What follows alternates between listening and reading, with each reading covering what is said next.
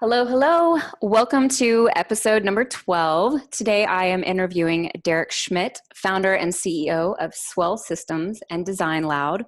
My name is Anna Hendricks. Thanks so much for being here. If you're a small business owner, entrepreneur, or freelancer, today's episode is for you. I decided to switch up my usual posting schedule to interview Derek, who launched a COVID-19 small business owners resource group on Facebook. He's here to help us understand the CARES Act. Then we'll be switching gears and geeking out on marketing, sharing our perspective on how marketing is changing, suggestions on your marketing, and what we're advising clients to do through this time period. Welcome to the podcast, Derek. So happy to have you. Thank you for having me. I love that you're outside. There's going to be like birds singing throughout. Yeah, I hope they participate. Well, I haven't added music to my podcast yet. Good gosh. I finally hired someone to start helping me do that because there's so much, but now you're bringing background music and that's so nice. Awesome. So before we dive in, just a reminder that I won't be posting an episode next Saturday and that the video from this episode will be available on YouTube. And I'll be sharing that link in the show notes. So we are going to just go ahead and dive right in. Derek, the big question. What makes you soul driven? This could be a really long answer, but I'll try to give you the short version of it. When I was younger, I researched like what my name meant. And I'm sure just like everybody else, you grow up and you feel like you have this purpose to fulfill in life and a much bigger meaning. So when I researched my name, I found out that my first name, and I get them confused interchangeably, but first name Michael, I think, is he who is like God, and I don't believe at all I'm like God. So let me clarify that. But then Derek is a lead, like it means to be a leader of sorts. And so when I guess, grew up and grew out of my adolescent phase, I really just took a strong position with trying to help people, genuinely just trying to help people. I was getting exposed to things like The Secret, so I had a vision board and I was using the law of attraction. And you look at my vision board now that I created when I started this business, and I fulfilled most of everything on there. But for me, it's really just being honest, an honest person, and really just trying to help people and pay it forward. I love that. Folks, I did mention, again, my last interview was with a Sagittarius. Derek is another Sagittarius. And we're both like marketing agency owners. So no, I love that. I was so obsessed with the meaning of my name too when I was very young. And that is often something I ask people, especially when I meet them and they have unique names. And it always blows my mind when people don't know. Yeah. What does your name mean? It means grace. And I always used to joke because I was super clumsy as a kid. I would literally trip over myself all the time. And my mother put me in gymnastics just, I guess, to help me learn how to work my body. But I used to joke that it was like grace, none of which I have. But the older I have gotten, I've realized how much grace I have in my life. I mean, I'm so thankful for it. It's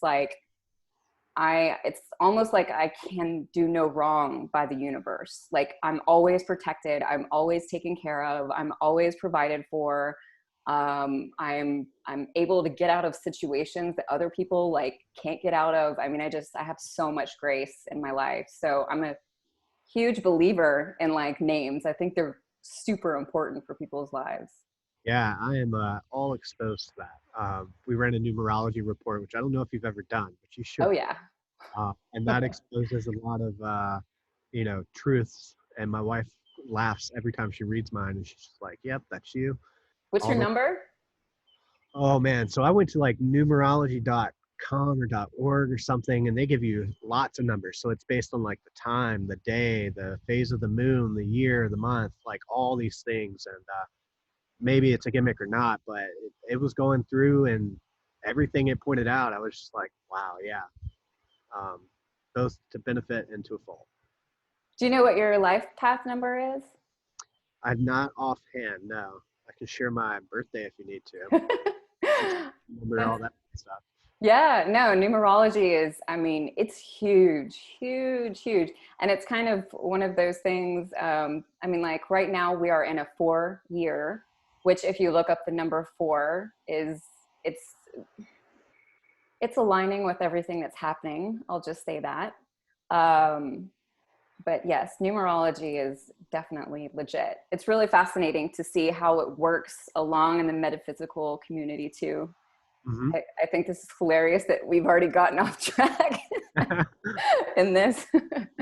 But no, I think that's awesome. And I mean, when I decided to launch Soul Driven, the podcast, and thought about who I wanted to interview, you were someone I had on my list from the beginning because I really feel like you work with purpose. You always have. And I don't know that I know another entrepreneur who gives back as much as you do. I feel like you are always on top of it. Just give, give, give, give, give. And it's something I really admire about you. So, Yeah, those are far too kind words, but thank you. so true though. Okay. So for those who don't know you, can you share a little bit about your background with us? Sure. So, my name is Derek Schmidt, and located here in Wilmington, North Carolina. I was born in Jacksonville, about 30 miles away, but I moved here when I was 2, so I claim Wilmington my hometown. And as I was growing up, I didn't know what I was doing or that's what I wanted to do, but I was the guy who would take his leftover Halloween candy to school and sell it off to friends. I was always finding ways to kind of sell and make money. And I mean, of course, I want to make ends meet, but my mission, my purpose, it's not completely money driven. As long as my family's provided for, that's all that concerns me. But 2011, I was working a job and they were starting to cut back hours. And at the time, I had a really close relationship with my boss. And I said, hey, I've been working this side gig on Craigslist for about 6 months now, and I think I have enough work where I can make it work, as my primary business. Would you mind just laying me off and let me collect unemployment? Uh, and if it doesn't work, I'll be sure to go out and get a job. Like I wasn't trying to drain that company, but they agreed. And not even 30 days into it, once I was able to devote all my attention to kind of growing my business, I did. I made more money my first year than I'd ever made working for anybody else, which doesn't mean a lot because I was college dropout and I was always working kind of like the restaurants or the lower level positions. So I was disposable. Um, but once I saw the potential of what I could do, I mean, each year I kept growing, and I started my second business officially in 2017.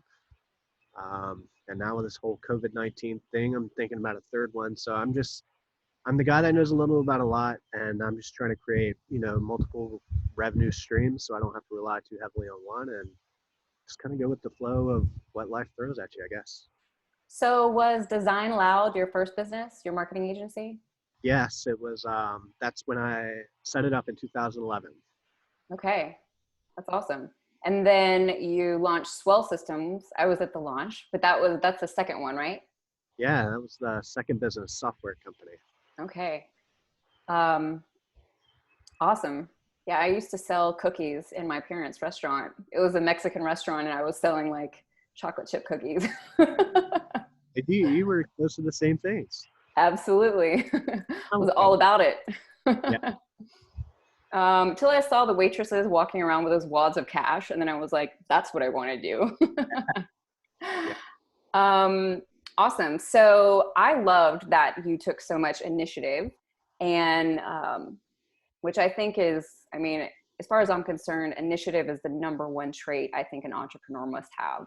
It's Mhm. like if you don't have initiative, you're going to have a tough time, making anything of yourself because like you said, you've just seen opportunity in the midst of all of this again, and so potentially might be stepping out into something else. But I love that you took so much initiative and jumped in and created this Facebook group for small businesses, to understand the CARES Act. Can you share a little bit about why you chose to do that?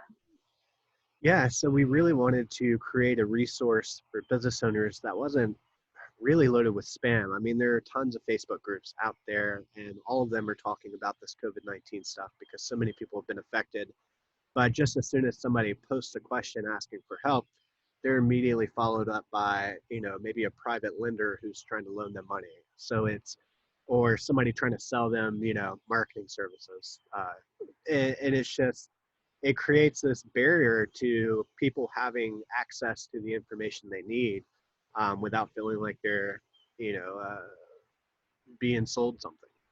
So that's really the primary mission of why we started that group. We wanted to keep it very clean, where nobody can come in and obviously start selling their stuff, but it's a great place for business owners to ask questions, to look at other people's questions, and to get feedback from not just the group administrators, but the group in general, because there are a lot of very smart people in that group, and we're going to get through all this together, and we want to build a community around it.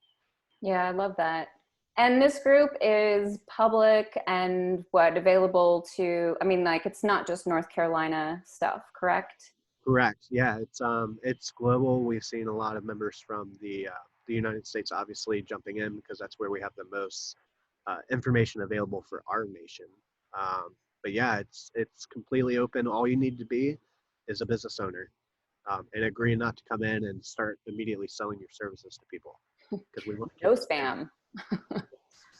Awesome. Well, I'll definitely be putting a link in the show notes, FYI, for folks.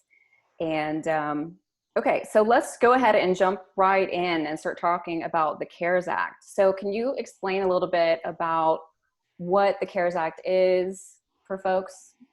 Sure. And again, I mean, I've got a very ground level knowledge about all this. So, to my understanding, there are primarily three options available for people. There's the Paycheck Protection Program loan, that's the PPL loan or PPP loan.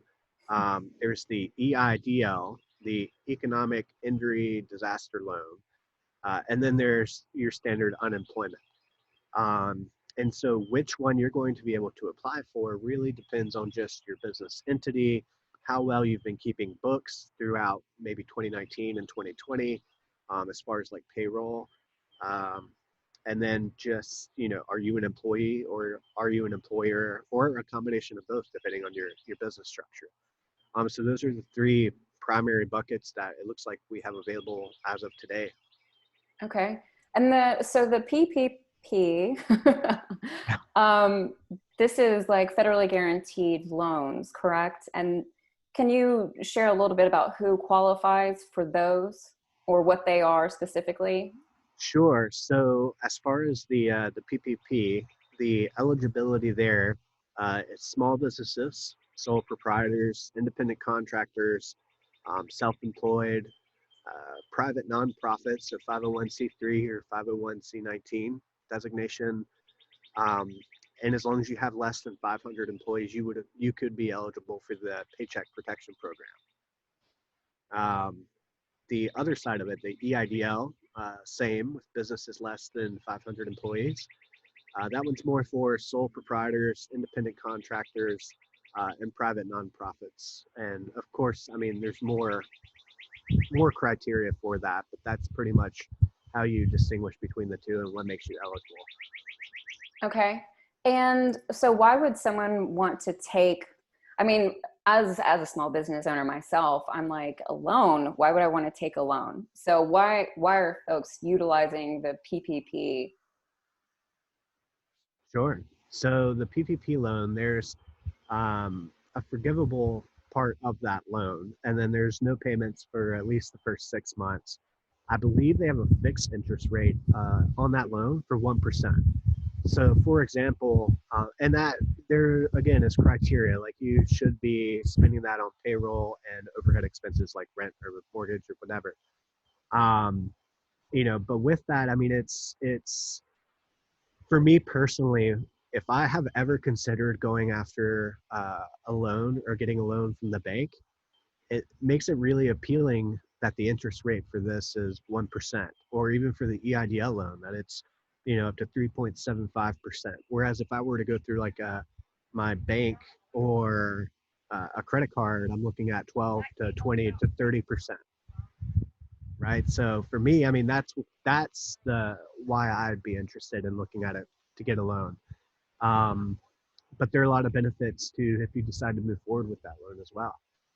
Interesting. So like if a restaurant wanted to do some upgrades and, they had considered, getting a loan beforehand, and this would be potentially a much better option for them because the interest rate's so low. Yes and no. I mean, so they want to see you spend that PPP money on things like payroll, which would include benefits, mortgage, interest, rent, utilities, etc. Um, as I mentioned, there's no payments for the first 6 months, and you've got 2 years to pay it back. Now, there's a forgivable portion of this, I believe, but that's only assuming that you spend it in the correct places, and you'll have to prove that you've spent that money uh, on payroll or mortgage or rent, utilities, etc., in order to qualify for that. Got it. So you Yeah, can't just do fun things with the money. not necessarily. No, I mean, in terms of qualifying for the forgiveness, up to 100% if used on mortgage and rent, utility, and payroll costs can be forgiven. Um, the request for the loan forgiveness will be done through your lending institution, so probably who you do your banking with. Okay. Awesome. And the EIDL. So this is, can you kind of share what the difference is, I guess, between this one and the PPP? Sure. So the EIDL is coming from the SBA. And as I mentioned, the interest there is up to 3.75. In my opinion, and based on my understanding, uh, that's more of a stimulus for your business, right? And so that would apply to sole proprietors, independent contractors, private companies, and nonprofits. That loan can be used for payroll, fixed debts, accounts payable, other expenses that cannot be paid due to the disaster's impact, right? And so you've got a little more flexibility on how and where you spend that money. They also offer up to a $10,000 advance that does not have to be paid back if it's used appropriately, such as payroll and those fixed debts and stuff. And Interesting. and you don't have to pay anything on that one for the first 12 months. Okay. Um, so let's use myself as an example. I am a sole proprietor. I have an S Corp, but I have not been giving myself a paycheck since I stepped back into my agency at the beginning of 2019 because of the debt that I had accumulated from my second business that I shut down at the end of 2018. So everything that comes in, I only like give myself dividends basically so I can pay my bills, and then everything else um, goes to debt. So would I qualify for the EIDL potentially? Yes, I think you're going to mainly focus on the EIDL because you haven't had any payroll expenses, which is mainly what the whole Paytech protection program is all about, right? Right. And so I can actually relate. I mean, on the Design Loud, Design Loud's an S corp, but we've got payroll, so I was able to apply for the EIDL and the PPP program, right? Now on the Swell side, Swell technically doesn't have any payroll. As of right now, we just kind of utilize the agency services to fulfill like the marketing, the development, and the design. But there's no payroll on staff. We've got customer support, but they're contractors pretty much. So on Swell, I can only apply for the EIDL loan. I can't apply for the PPP loan. Okay. So that was my next question. So I Mhm. have contractors that work with me in my agency. So, but they don't, do they count as employees or I no, because they don't get a W-2? Yeah, I don't believe they count as employees because they don't receive a W-2. But again, you can use the funds, I believe, on the EIDL to pay your contractors. And that may even qualify for the forgiveness side of the advance if you decide to take it. Um, but yeah, because they're not W-2s, they won't, all they can really do is apply for um, unemployment. Okay. So the contractors themselves could apply for unemployment. Correct. And you, as the business owner, you can potentially apply for unemployment as well, but then you get the EIDL loan. So you, as a business owner, based on your business and my understanding of it, you can apply for the EIDL loan and collect unemployment. Okay, so I could do both. Yes, based on my Okay. understanding of it. So there's no conflict in doing more than one. No, in fact, as it was told to me, if you can apply for the EIDL and the PPP loan to do it, and then you don't have, I mean, you're not obligated on either one until you officially sign off on your loan documents. But at that way, you can kind of assess like which loan may be better for you. And I even heard that if you close on one, I think if you close on the PPP loan before you close on the EIDL loan, that you can take advantage of both loans without any penalties. Hmm, interesting.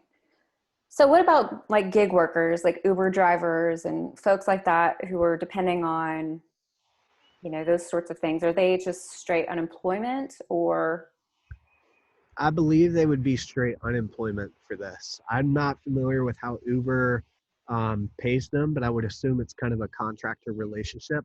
yeah, I'm And pretty not, sure they get 1099s. yeah, so I don't think they technically own their own business. So it would be the unemployment for them. Okay. So if you're a contractor, then you would just apply for unemployment. Correct. And if you're a freelancer, meaning like you have at least an LLC, or a small business owner who doesn't really have employees, but has contractors, then the EIDL would be a good option for you. And then Yeah, if you have payroll, W-2 employees, and a business that's been affected by all of this, then you would go for the PPP. correct. Or possibly both of them. Okay. Now, there's a gray area there between a contractor. So, just for clarification, really what you determine on which direction you can go, it's based on how you file your taxes. So, if you are an independent contractor, but you've got a legal business entity that you kind of work for, right? Then some of these options are available to you. And to put that into an example, let's say let's say our agency has a salesperson, but they're a 1099 contractor. But that 1099 contractor, they've got their own LLC or their own company, right? And so the Mm, agency really just hires this contractor from this company. Now that contractor does should get unemployment, but should also have access to um, some of these other loan programs as well. So it's really comes down to how you file your taxes.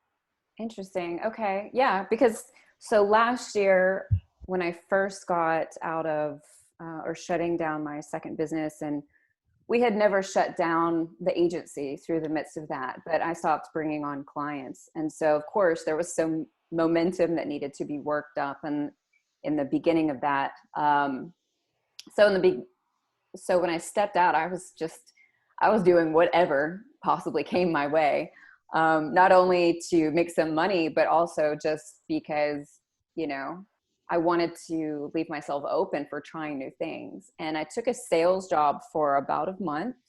I'm not a salesperson.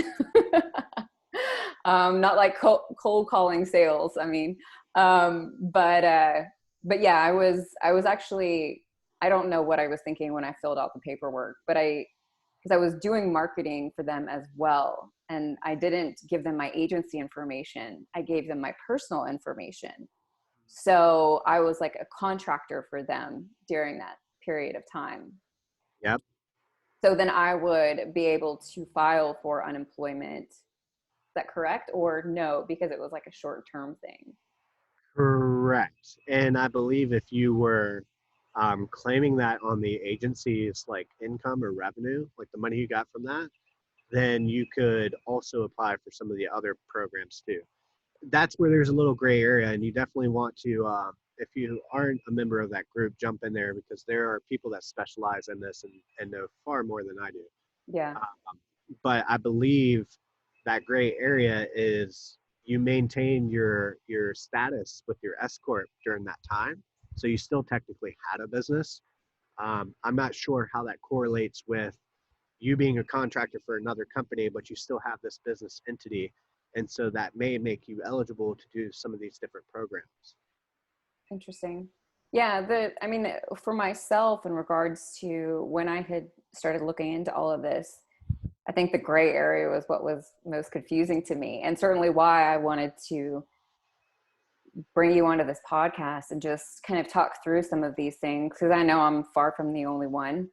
Yeah. Um, so in regards to these loans, I have recently been told that like the money's going to run out soon, and that like if you don't hurry up and get your stuff in, then you may miss out on this opportunity.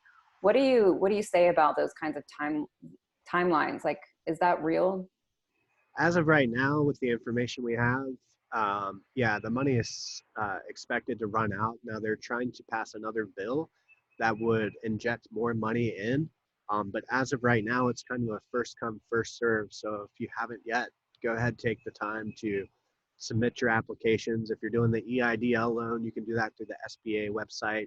Literally takes you, 5-10 minutes. They've got a very streamlined application for that. And if you're Hmm. looking at the PPP program, um, you would do that through your financial institution, like your bank, or in my case, I use a credit union. So we're going through the credit union. Now, for me personally, that was a little bit longer of an application process to get that all filled out. So don't wait on that. And as of right now, I've not heard back from either one of them. Um, and it's been, I think today is what, April 9th. I think I applied for both around like April 1st. But people are starting to hear back, and I think the SBA has said that they're going to start notifying people within the first couple weeks. Interesting. So when you fill out the application, do you find out immediately if you qualify, or is that what you're waiting to hear back on? Or are you also, or just kind of waiting to hear back on like how much, or how does that work? Yeah, so I'm kind of waiting to hear back on how much and if I qualify. But based on my experience with the SBA, because I had to go through this a while back with Florence, right? More of the Yeah. personal side, but we got some help through the Florence Disaster Relief Fund. And so I'm not really concerned about if I qualify. I feel like the parameters are pretty wide for most people. As long as you don't have like terrible credit or anything, or I don't even know if that's a factor. But it's more about like am I what am I eligible for? So that's what I'm waiting to hear back. Okay. And the PPP, that's more of they're looking more at your personal, whereas the EIDL, it's all about your business. And so I don't know what's going to happen with the personal, the PPP stuff, because there's that personal component attached to it. But I don't anticipate any problems. But I definitely wouldn't delay submitting your application if you need help. Right. Are all banks offering this, or how does that work? So what we've been telling people is to call your bank and see if they're offering it. There is a list, I believe, on the SBA website of all the approved banks that are offering the PPP loan. In my case, I banked through a credit union. They were not listed on that, but they're a credit union, not a bank. So I wouldn't have known if I hadn't have called and asked them if they were providing that. Because I couldn't find any information that they were offering that online. But when I called, they said that they were, and they got me the documents within a couple hours, and I started filling everything out. Nice. Small banks for the win. Yeah, and there are even some banks that even if you're not a member with them, they will help you um, through the loans and filling everything out. And there's a great group of people in that Facebook group, that community, who are just helping tons of people for free, and they're much more knowledgeable in this area. So it's definitely an asset to have. And I'll take free stuff whenever I can get it. Yeah, yeah. I mean, why not? You know? So the turnaround time, you don't know yet. People are just still kind of waiting to hear back. I assume there's like millions of applications. Yeah, it's kind of like the order it's received in, but they're telling people to wait at least 2 weeks for confirmation. Now, your bank institution, if you're doing the PPP, you could hear a response a lot faster because it's being processed through a bank. But if you're doing the EIDL through the SBA website, I think they put on there, please allow 2 weeks for some sort of response or additional information if needed. Yeah. Okay. Um, so anything else that you can think of that we should cover? before we kind of switch gears? Um, no, no. I mean, if you can, as it was told to me, try to apply for both of them, find out, how you're going to spend the money, and that will determine like which loan is best for you. And there may be an opportunity in there for you to take both loans if you decide to go through that route. But for me personally, we haven't seen a huge drop in clients and stuff. But it just caught us at a really awkward time in the year where we were moving and some other things happened and all that just kind of shut down. So um, yeah, just take advantage of what they have to offer. And just to kind of reiterate, these loans are primarily for things that like payroll and maybe a mortgage payment or like your rent for your building or those types of like bills within a business, correct? Yeah, especially in the PPP one. I think with the EIDL, you've got a little more flexibility on how you plan to use that because that one can go towards things like accounts payable. So paying for services or software or vendors, whatever the case is, contractors. I think if you want to get the grant or the forgivable portion of these, that's where you're going to have to keep really good books on how you spent that money to qualify for the forgivable side of it. But even if you don't qualify for that, in my personal opinion, like it's rare that a business is going to see a loan with less than a 4% interest rate. So me personally, I mean, it makes sense if you ever thought about getting a loan to go ahead and try to proceed if you can, so long as it's not taking something away from thy neighbors who really need it. Is my philosophy. Right. Okay, awesome. Well, thanks so much for explaining that to us, Derek. Making it a little bit simpler. Cool. um, so we're going to shift gears now and jump into all things marketing. As I mentioned before, Derek owns an agency, Design Loud, and you've had it since 2011. This will be our ninth year. Okay. Yeah, I've had Arch since 2012. June was when I started that. It was just Anna Hendricks something. I can't remember for like a year and a half. And then I rebranded, relaunched with like a full team in 2014. So share a little bit about Design Loud. What is it that you all specialize in, and what's kind of your specialty? Yeah, I mean, we started just doing, like I said, just me doing graphic design jobs off Craigslist. That eventually led into building websites for people. And then just the way my brain's wired, I'm constantly looking for the next thing. So I got into marketing, specifically online marketing and search engine optimization. And so we've pivoted over the years to where uh, the online advertising, the SEO, that makes up about 80% of our business. And the web design probably takes up about 20% now. So if we were to specialize in any one area, I'd say it's definitely the search engine optimization. And then secondary to that would be the online advertising. um, Learned a lot of things over the years, and just because we can pull from that technical knowledge of building a website, and then we have this expertise on SEO, we can kind of build those right things into the website as we're building it that ultimately help you know drive traffic to the website once it's launched, because what good's a website if nobody's coming to it? Yeah, for sure. And what type of online advertising specifically is like PPC and stuff like that? Yeah, so pay per click. So we're doing a lot of Google ads and Bing ads. We do Facebook and Instagram ads. And then one of the services we've added within the last 2 years was streaming television advertising. So you've got all your cable cutters who are no longer getting the cable through somebody like Spectrum or Time Warner. And instead they're using their Roku or their Fire TV, and they're subscribing to AMC and, like just television and cable television in general has evolved so much over the last few years. But now what that allows you to do is advertise on these streaming television services. You've got all of the data that's available to marketers online. So you've got people's demographics, their psychographics, their buying habits, their behavior, all this information to really put in that laser focused targeting so the right person sees your ad at the right time where they're already spending their time, right? And so I think that's super powerful because previous to that, it was all just done on cable, and you get your Gartner and Gartner reports, and it would tell you, yeah, this cluster of people live in this zip code and this, but now you've got so much more granular control over who sees your ads and when. That's something we're most excited about now. So that was a That's long really way. interesting. Yes. So it's ads, it's not like commercials.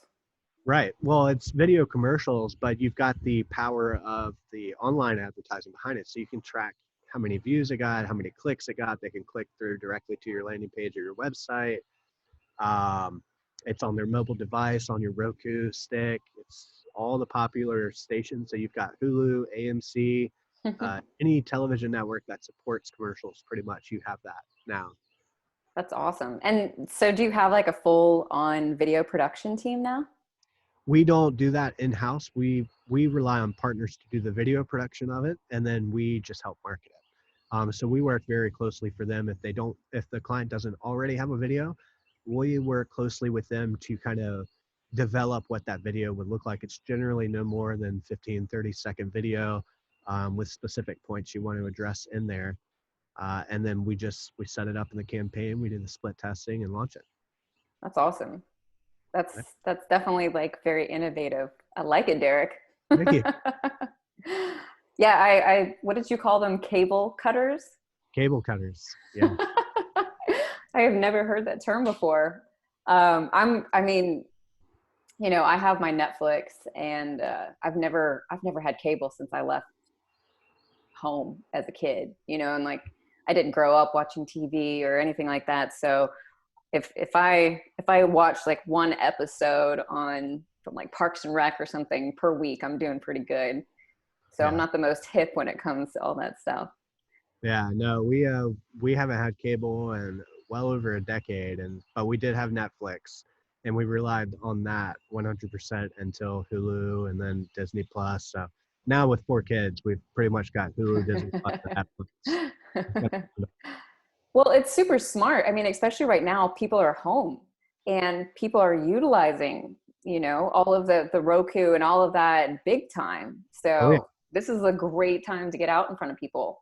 So let's kind of talk about like, I think it's really interesting discussion that I have seen popping up within the marketing industry, and something that I just kind of started shifting myself, I guess about 2 weeks ago now, and honestly, I think it was really from the very beginning of when the whole shelter in place, social distancing stuff started popping up. I feel like there was a big shift from selling, or at least I took a big shift from selling to focus more on branding and storytelling, Oh yeah. because I felt the climate had really changed, and people didn't want that like in your face, sales stuff, no matter how fun or cool it was. You know what I mean? Um, what do you think about marketing right now, just kind of in general? I think storytelling is a huge avenue to explore now. I think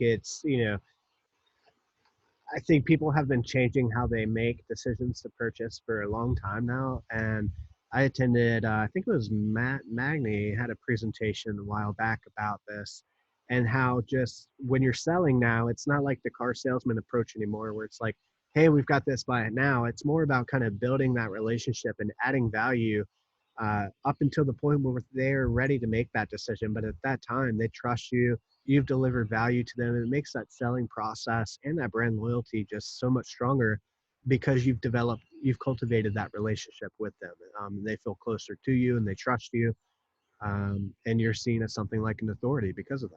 Yeah. Yeah, I mean, I think that, so within my agency, I always called my agency kind of old fashioned, because for me, the relationship was always number one Mm-hmm. in regards to ensuring that we were connecting with the right people, that we were providing them value, that we were offering them solutions, that we were uh, allowing for that emotional connection. You know what I mean? Oh And yeah. so storytelling's always been at the top for me. But I know within my own agency that became such an issue with especially when I was working with larger corporations, because of course they were so focused on the bottom line and so focused on the data and the sales and all of that. And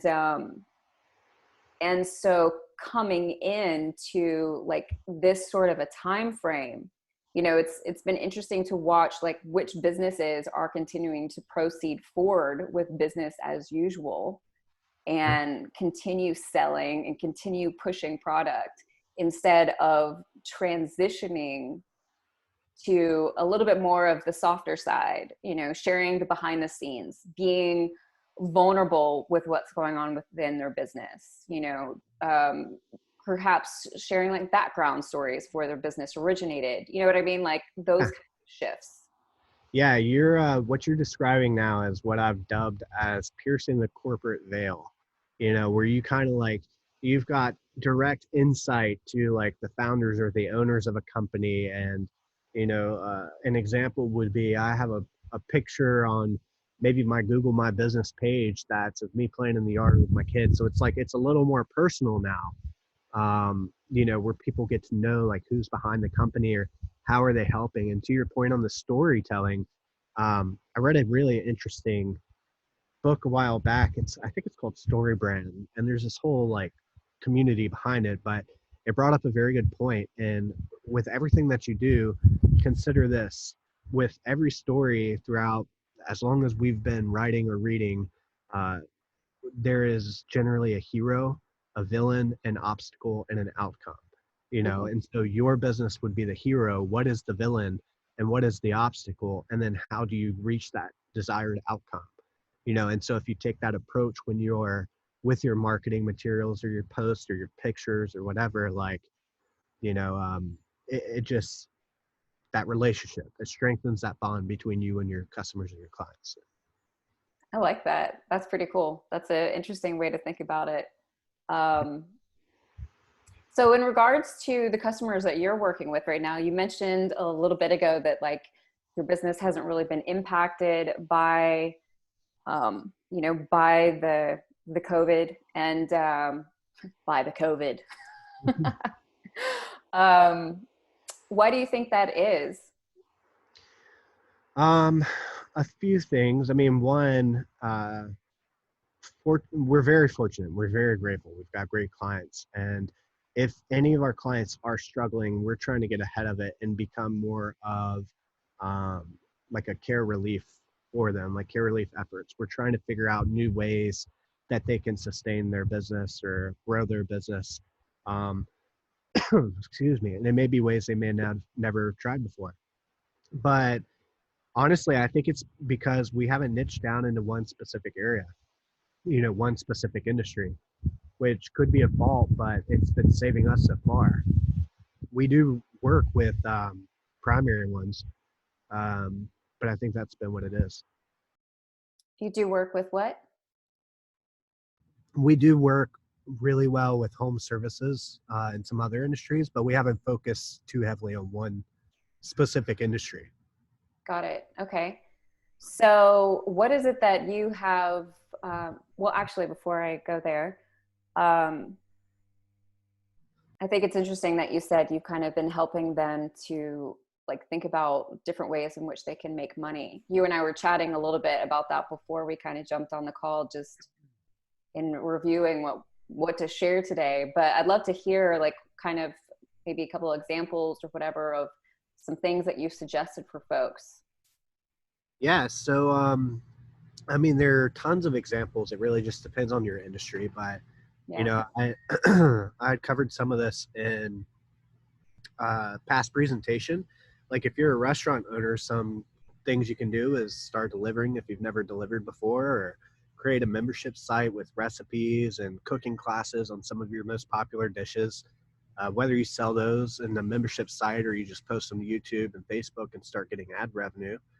Um, Also, because you're a restaurant, you probably have really cheap rates as far as inventory, so you could possibly, start flipping your inventory if you have the potential.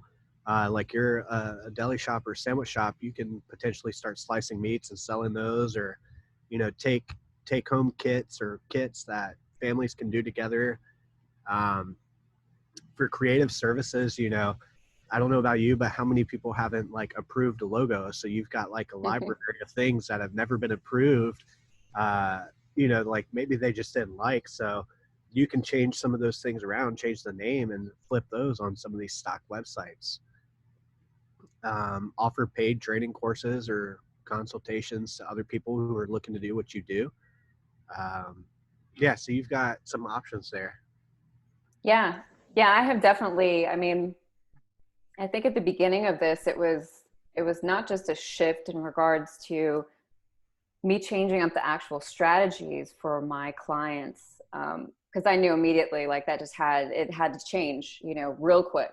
And and it wasn't that huge of a jump just because storytelling was always a part of it. But then the second aspect of it was definitely like, okay, what are we going to be focusing on now?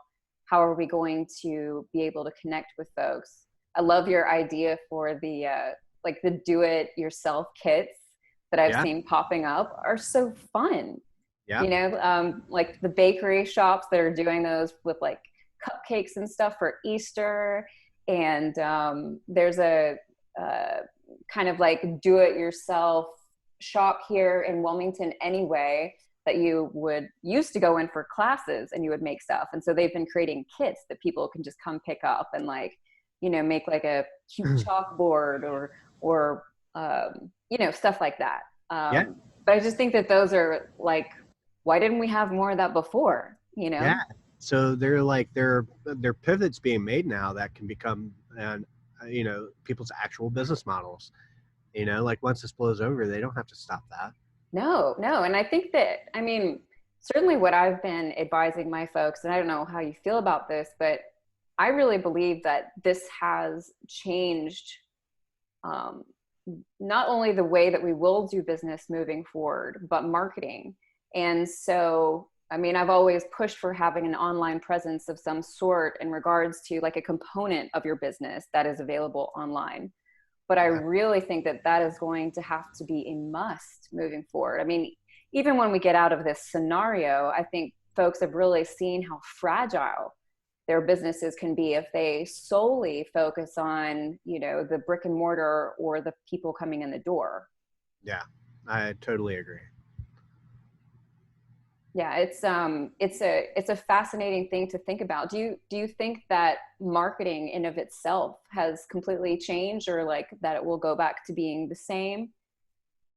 I think more people are going to be exposed right now to online marketing, and they're going to see the potential of that and maybe shift more towards the online side. Um, so I think there'll be a change there. I don't think like your traditional marketing will die or cease to exist, but I think possibly there may be less weight placed on those channels, and more people going towards the online side. And I mean, if you're not on advertising online, like if you can, it's a great place and great time to do it because the average cost per click right now is down by like 20 to 30% because not as many businesses, like restaurants who aren't open, they're not advertising online at the moment, or at least not in the capacity that they were.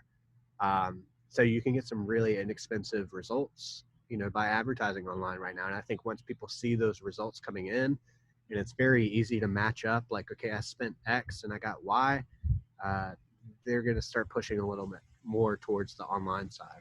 Yeah. Well, it's been so fascinating to watch. I mean, it's like, farmers all of a sudden have to create e-commerce, Yeah. for their businesses. And they're realizing that they can reach more people now than they did beforehand, and easier. And you've got like yoga instructors who all of a sudden, like, they don't have 8, 10, 15 people in a class. They have 60, 70, you know what Yeah. I mean? And so like they're killing it. And they're like, why didn't I do this before? Yeah. And like on the other side, people are all of a sudden able to work out with the people that they really like from home if they can't drive to the studio. You know what I mean? Oh, There's yeah. so many interesting components that are coming out of this on the business side. I mean, I have to pull myself away from social media and watching what businesses are doing right now. Yeah. Yeah. It can be overwhelming. Yeah, absolutely. So let me see if I have any more questions for you. I do. I do. How are we doing on time? We're good. Okay.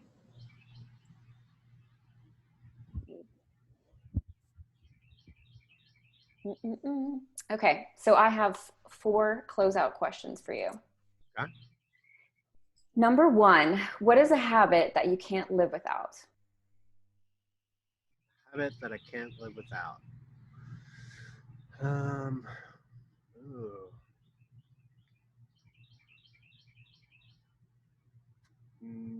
just acquiring new knowledge, changing things up. I don't like to be stuck in one place, so I'm trying to learn something new. Says the Sagittarius. Yeah, trying. Okay, number 2, what does spirituality mean for you? I know that there's something bigger than myself out there, and whatever you decide to label that as is completely cool with me. Just the fact that I know that there's something greater than myself out there, it kind of puts me in perspective to know that I'm not a superhuman. Um, I am mortal. So it just allows me to kind of give back and give thanks. And if I dig up a tree, I'm planting a tree in this same week or something. You know what I mean? It's this. I guess to better answer your question, in my perspective of reality and being a living person, there's a yin and a yang to every single thing.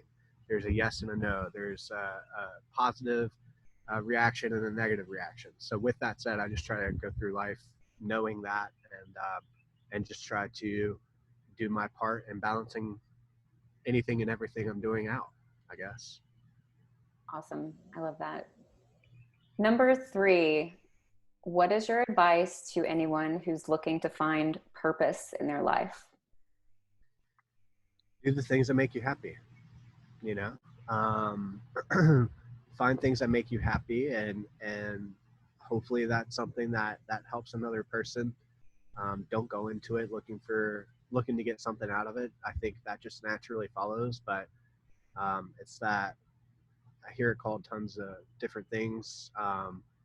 The giver's gain philosophy: you give and you'll gain. You know. The giver's gain philosophy? Yeah, I I haven't thought heard of that. I thought that was a more commonly used term. Maybe not. Uh, I'm part of a networking group, and that's what they call it, giver's gain. So it's probably just been drilled in my head so much that I think everybody knows it. But yeah, it's essentially, you know, um, take on a mentor that's 10 years ahead of you where you are, and then mentor somebody who's 10 years behind you. You're creating that balance. You're uh, giving back essentially, and that's ultimately what I personally try to stand for. Yes. Helping people, even if it doesn't mean they have to work with me. Yes, 100%. Okay, and number 4, where can people connect with you online? Sure. So I've got a little micro YouTube channel. I think you can just search Derek Schmidt. You might find some other interesting things on there as well. But designloud.com, you can visit the agency's website. We've tried to take more of that story brand approach in our website. So if you're looking for some inspiration or you want to criticize our copywriting, you can go to designloud.com. And then if you're an entrepreneur or business owner and you'd like to see how our software can help you organize, systematize, and scale your business, you can check out swellsystem.com. Awesome, awesome. All right, folks. I will make sure to put all of those links in the show notes. But now I want to hear from you. How will you use the information that we've shared today to help your business? Find me on Instagram at Anna Hendricks and share on today's Instagram post. Use the hashtag SoulDrivenPodcast or email me at souldrivenpodcast@gmail.com. I'd love to hear from you. If today's message was helpful, please leave me an iTunes review and share this episode with those you love. Don't forget to sign up for the email list. Worksheets and other helpful tools will only be shared with that community. Be safe and stay well. Until next time.